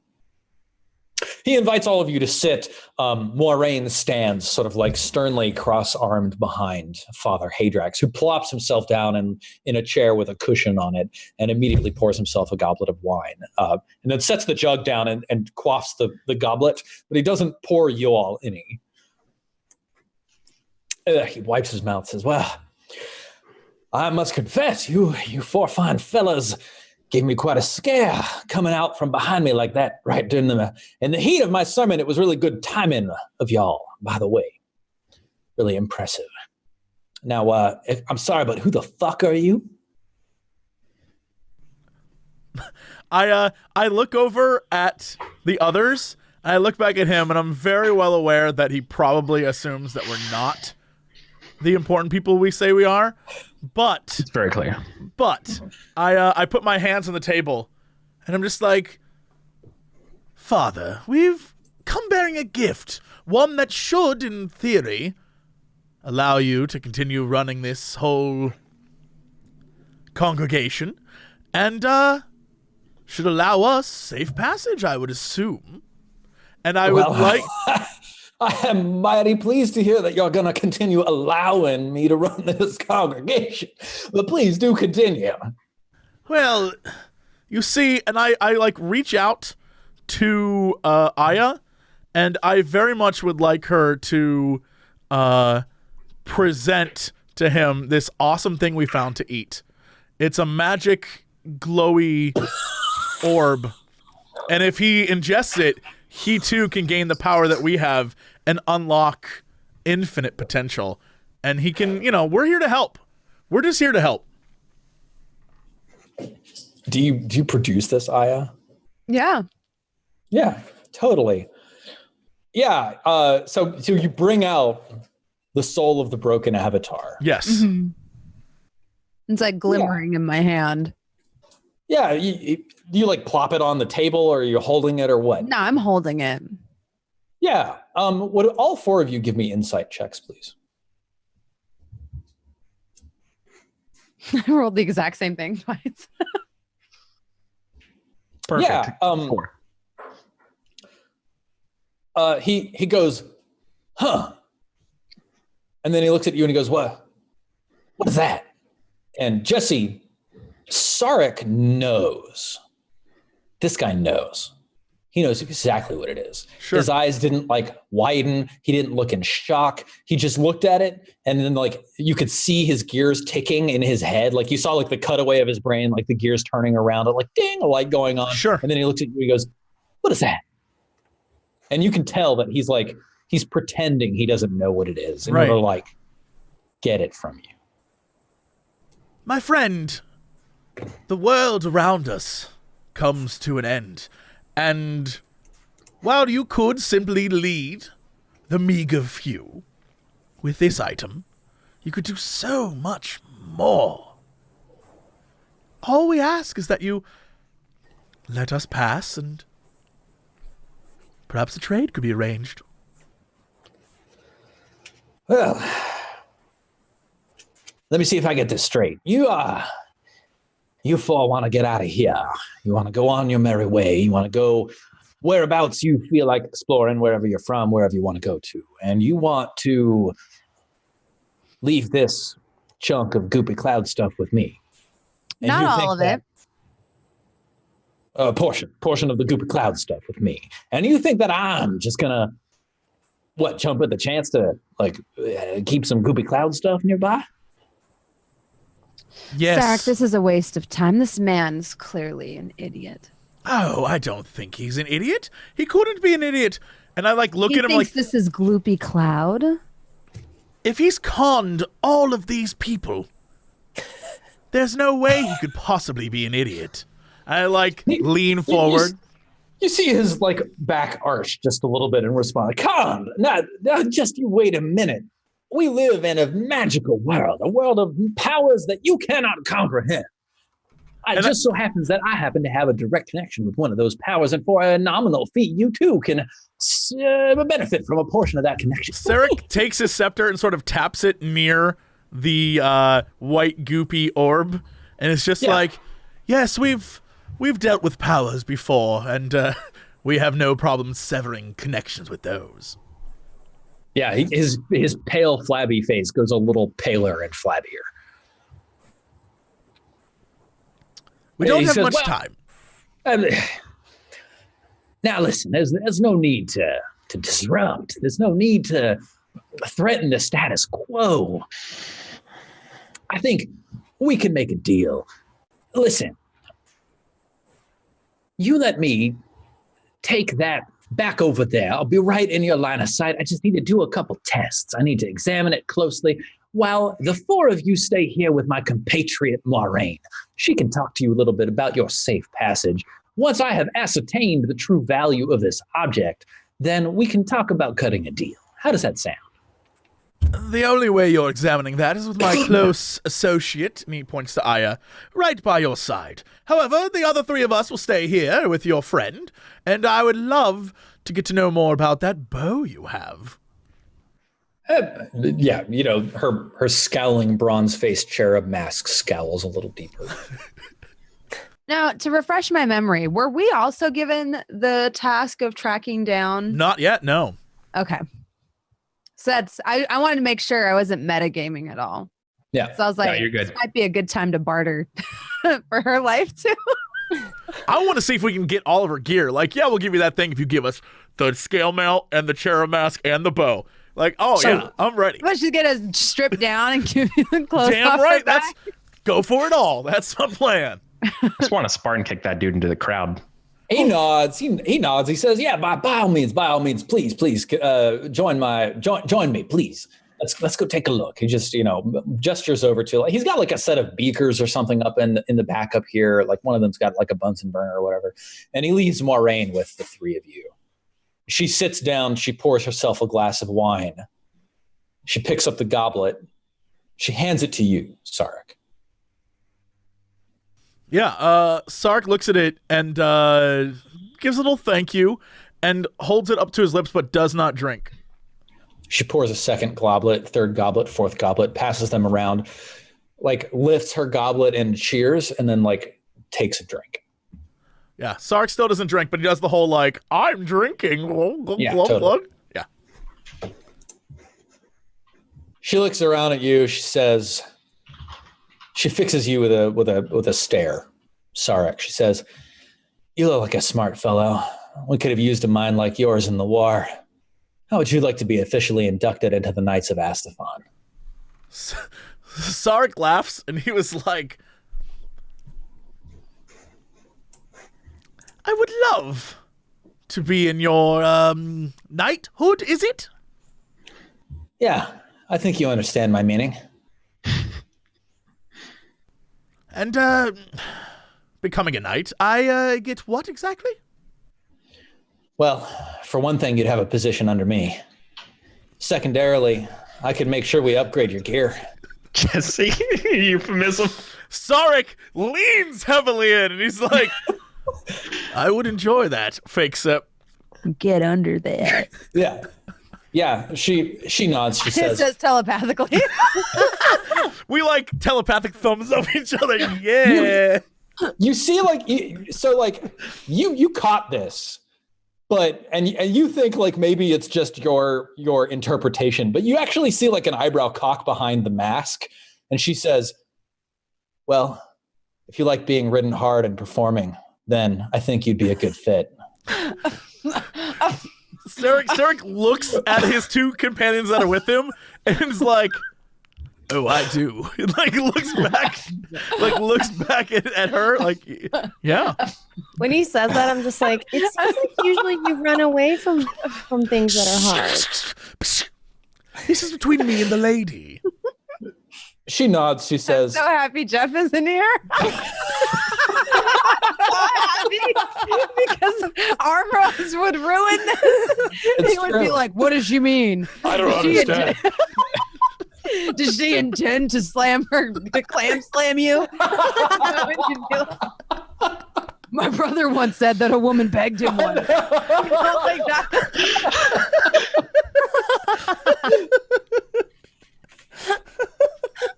You can't tell me that's what wouldn't. That's exactly what happened. That's exactly. I'm impressed with how I'm very accurate glad. you are with like the Clam Slam brother combination story. Yeah. Like, that's so accurate. Once you become a podcast host with somebody. "It's true. It's the mind meld." Accurate. Jesus Christ. Yeah, so she's playing this, but she's also like, she's actually making you a legit offer. She wants to make you a knight. And she says, "Let's get down to brass tacks. We could upgrade your gear, get you something better to wear, something a little bit fancier. Get you one of these." She gestures to the bronze face mask. "One of these," gestures to the longbow across her back. "One of these," like gestures to the like impressive leather quiver. Sure. She says, "Not only that, but I'd be willing to pay you for your services. There's just one small problem." And I look at her and I'm like, Is it that I'm already the patrician, and I don't need to work under anyone? It's pretty unusual for King Astefan's patrician to also be a member of the Knights of Astefan, but as you're already working for the king, might as well kill two birds with one stone, know what I'm saying? And then she winks. And I wink back at her, clearly not understanding the wink, and I'm just do I even need to report to you? Shouldn't you report to me? She says, you clearly haven't been at this game for very long. The patrician doesn't report to the Knights of Astefan, nor do the Knights of Astefan report to the patrician. Patrician's responsible for keeping the peace in the town of servitude. True, but you are in the town of servitude, are you not? We are, but I'm here at the behest of the king to protect the priest of Coronet. And I am here at the behest of the king too. And you are in my town? You know, that bullcrap might have flown with the crowd out there. It might even fly with Father Hadrax, but it doesn't fly with me. And what does fly with you? We can get to that later. Listen, bud, there's two guys. I need them dead. You take care of them for me, all of this can be yours. I need pictures of that Spider-Man. Why is he the only one getting an offer? I want a bow. She looks at you like whining in Kairos' direction. She says, you want a bow, Missy? We can hook you up with a bow. How would you like to be a Knight of Astefan? Oh, okay. Yeah. That sounds like fun. I don't know. Maybe, guys. Listen, we're just killing time here. I love you. What is your proposition? What What would you like us to do for you? You four go out, take care of that pair of traitorous thieves, Castor and Pollux. You bring me proof of their demise, and it's a done deal. You got yourselves a job. What about them is so traitorous? Well, you haven't heard the story, so I'll tell you all about it. Listen, a couple months back, we were fighting in the war. The dust of the earth was assaulting the western barricade. Those traitors, Castor and Pollux, they were on guard watch that night. Turns out they abandoned their post. They went and turned tail, joined the dust of the earth, opened the gates. Dozen of good knights lost their lives that night, all on the traitor of those two brothers. And if we kill them, what evidence do you require? I don't know, their heads, their hands, something that would be easy to identify. Fair, I suppose. We'll think about it. When my associate convenes with us, we'll discuss. Yeah. Meanwhile, back in the back, you're watching as the priest of Coronet, Father Hadrax Ishmael Ignatius Jacobin IV, examines this fluffy cloud stuff. He just sort of says, "So, this is a mighty fine specimen you got here. Where did you happen to run across such a thing as this?" Listen, I don't tell people where I get the stuff, okay? I just deal in dealing the stuff. You know, I can respect that. I respect a person who just goes, executes a job, brings back what's necessary, and doesn't leave out any of the details. I don't need to know. You don't need to tell me. This is a good relationship. I feel good about this relationship. Yeah. Now listen, I've got a proposition for you. You like power, right? You strike me as someone who likes sort of a godly power. Am I right? Whatever would give you that impression. He just sort of points to the hat, points to the skull, points to the thing, points to the goop in your hands. Yeah, you know, you just seem like a smart woman. You know which side your bread is buttered on. Now these fools, the dust of the earth, they don't even recognize what they have, and they couldn't use it if they wanted to. Listen to me. The patient hearts are holed up in the bell tower, and they've stolen a relic from the royal vaults, from the King Astefan's royal vaults themselves. It's a gold-rimmed viewing lens with a closed silver iris around it. The king and his viziers need it badly. One of them, the great dwarf Iraman, is the only person who knows how to use it. So it's worthless to the dust of the earth. They can't even use it. It has no value to them. So I don't even know why they have it. What do they think they're going to do with it? So you bring me that viewing lens so that I may return it to the palace and right this wrong. And I will bring you into the fold. We will pursue the glory of Coronet and the powers that be. Now, and he sort of like looks around. He says, Moraine, she is not a holy individual. She is an individual of steel and muscle. So she does not know this, but in confidence between you and me, there are forces at work here in the palace complex that are far more powerful than you can imagine. And I would like to guarantee that a sharp woman like yourself ends up on the right side of those forces. What do you say? Why wouldn't I just take the viewing glass and return to the king myself? And cut out poor little old me. What exactly are you offering in this deal? Because from where I see it, me from communicating with my comrades that you have falsely slain and slaughtered all of these good people in my congregation, and then slaughtered your way across the palace in order to bring it to the king. I don't think you want to make a powerful enemy, do you? you'd slaughter your own congregation to get this mirror back? I would do worse than that. Love him.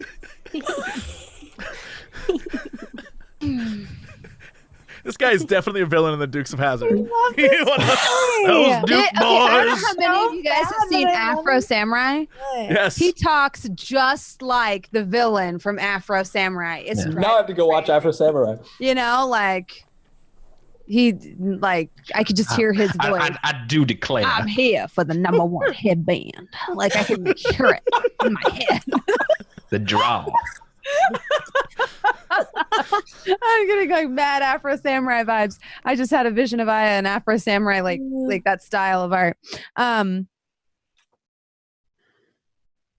think that probably what we should do is now we've heard both of the offers on the table here, and I think it's probably about time for us to draw the curtain on today's episode so that we can all get to our various next things. But we've got a really good starting point for next week. I'm scared. Why don't you take it? Oh, no way. Don't be scared. This is going to be great. I'm pretty sure, if I read this correctly, we're about to kill some people and get laid? I think that's what's happening. I think that's what I got. Next episode's going to be wild. Be framed for like mass murder. We will have the entire city on our heels if we fuck up. Blood orgy. Anyway, that's it for us. Thank you so much. What in the name of Bilquist? That's it for us. Thank you so much for watching. As always, Eric, thank you for being here and tolerating us. You are a better person than we deserve. But let's go around this little screen here and see what people are up to. Speaking of Eric, we're gonna start with you, dude. What's going on? Yeah. Hey, thank you so much, Jesse. Thank you, Steven, Brett, Bronze. Thanks for putting up with my bullshit. This is always super fun. Love coming out of here. I love just the weirdness that Steven brings.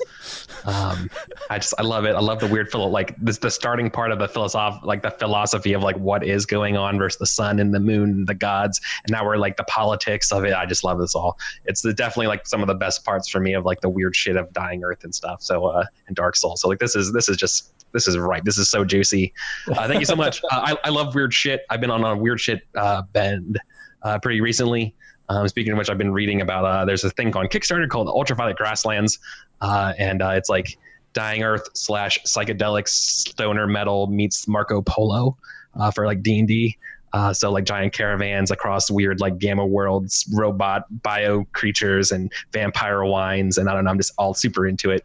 So like I just love this shit. Britt is nodding her head enthusiastic. Sounds great. Yeah. Yeah, so I'm super into that. So check that out. That's something I want to share. Oh, well, I have one more thing because I totally got to Bronze. You and Jeff's podcast thing is awesome. If you haven't watched that yet, watch that. Everybody watch that. Go watch that. That's me. Thank you so much. It's all right. Speaking of amazing podcasts, well, let's just get Bronze. Hit us with what's going on with you?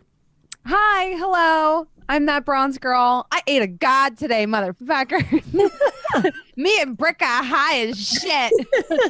I'm kind of curious to see. I might play it that way. I think it would be awesome to play a character who's addicted to eating souls. So now that would be the thing. Let's roll with it. Your wish can come party true. member. Huh? Your wish can come true. Yeah, that might be fun. Be fiending for souls. But when I'm not eating souls on this show, I'm a variety caster. I stream super early in the morning, like 7 a.m. Pacific Standard Time. I'm a morning person. Like Eric said, I also have this cute little podcast I do with Jeff, who is here a lot of time. He plays Arm Roast. And yeah, you can also find me on, I don't know, Relics and Rarities and all kinds of other stuff around the internet. Easiest way to keep track of all of that cacophony, that cornucopia of stuff I do, that's a better word, is to just follow me on Twitter. Usually it's just that girl. That's me. I love playing games with y'all. A content cornucopia. Yeah. Yes, a cornucopia of content. Britt, is it still you? It's Jesse. It's still me, Britt Wiseman. Wow. Week to week, it continues. That's a bit. That is a bit. Now I can't Permanent. escape it. It's just a thing now. Yeah. Guys, thanks for watching. Sorry we were late. That was my fault today. I got pulled into a very important meeting. So my friend very kindly delayed for me. So I apologize. That is why we were late today. Thanks for hanging out. Everyone, thanks for playing with me and letting me play with you guys. Steven, you're incredible. I'm probably going to stream again on Sunday. I streamed this last Sunday. I streamed Monster Prom. So I'll probably do a little bit more of that. Maybe something else Sunday morning. So you can follow me on Twitter, which is just my name, or on Twitch, which is Sheerhex, if you would like to hang out with me and play some games. And otherwise, I hope everyone has a great week, and we'll see you next Wednesday. Last, but certainly not least, the man himself, the pride of Amsterdam,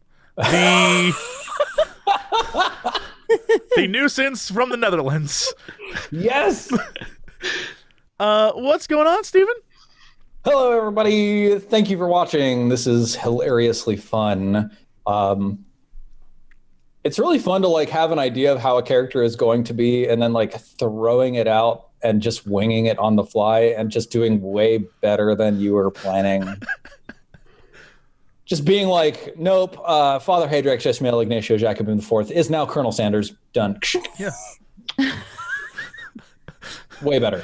Awesome. Thank you so much. This was hilarious and fantastic, and I can't wait to see Aya try to eat more god souls. Apparently, there's a chance of gaining information out of it, so, it's not always a terrible idea. That's what we learned. Yeah. Eric, you are awesome. Thank you very much for joining us. I can't wait for the next time that you join us. For those of you who like Steven type things, you can find me on Twitter at Silent Osiris. The O is 0. And this is all I'm really doing on the internet these days. So I hope that you love the Sunfall Cycle, and we'll come back next Wednesday and watch for more exciting showtimes. Back over to you, Jesse.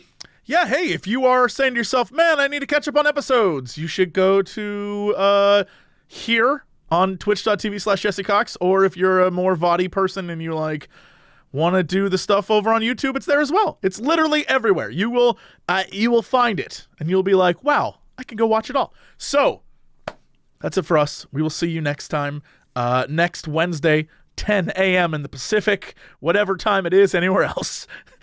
Google exists. You can use that. And that's it. Thank you. Goodbye, everybody. And we will see you next time. And remember, blood orgy? See you then.